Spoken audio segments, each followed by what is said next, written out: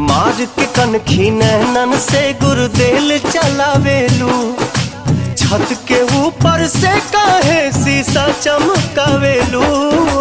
रही रही के मोबाइल से मिस कॉल पेठावेलू, खिड़की पर खड़ा होके तू किस उड़ावेलू। हो जाए बर्बाद जवानी, आ बिगड़ जाई मुहवा के पानी। छोड़ के घरवा के जेल खाना, सुना हो, छोड़ के घरवा के जेल खाना, तनी बाहरों के हवा लिहल करा, लिहल करा, अरे लिहल करा। भरल फुलल तनी बनल रहा, मस्त टनाटन बनल रहा। भरल फुलल तनी बनल रहा, मस्त